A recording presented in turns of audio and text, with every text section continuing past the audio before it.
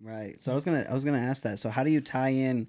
I like this idea that I guess I've always kind of thought that you have complete total control, but it's really nice not only to have those guidelines, those kind of core values, but on top of that, you mentioned these dice that kind of, which I think it intrigues me even more, is not like, oh, you made it across the bridge, congrats, and that's one person controlling. It's like, let's that roll thing. So explain a little bit more of that, how that the dice kind of play into that game, into Yeah. D&D. So the I think like the idea behind the dice in Dungeons and Dragons, right, is that nothing is ever sure, right? Like you may have this plan in your head in real life. You might say, I'm gonna go to the store, I'm gonna buy this bag of chips and come home, right? It's gonna be Right. like a 10-minute trip. But on your way, you might slip walking out of your house on the ice on your staircase. You might get stuck at every red light. Like things go wrong unexpectedly. Right. The dice kind of represent that.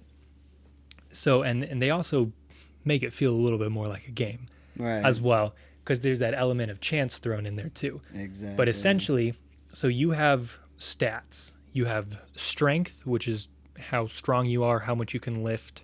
You have dexterity, which is like how nimble you are, how good you are at dodging things. You have constitution, which is like your physical health, your hardiness, how much health that you have is determined by that, as well as like how good are you at like resisting disease or being poisoned. And then you have intelligence, and that represents like your book smarts. How much do you know? What have you learned?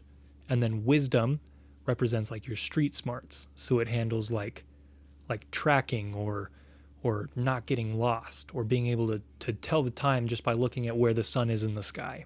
Because that's not stuff that you learn in school, that's stuff that you pick up on Right. being out in the world. And then you have charisma, which is how good you are at interacting with other people.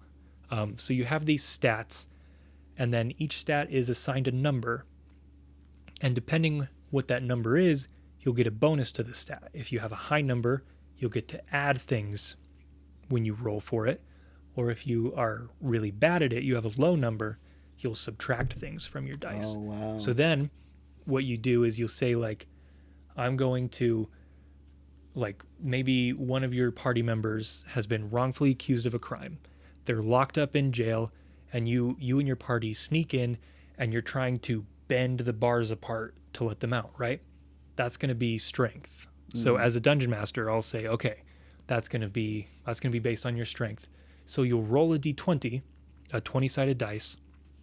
So you'll roll the dice, and then whatever your strength bonus is, you'll apply that, either add or subtract it from the roll. Depending what the final result is, the DM will say, okay, that's high enough to bend the bars apart, or that's not, you didn't roll quite high enough, you just can't quite find the Get it muscle to out. do it. Yeah.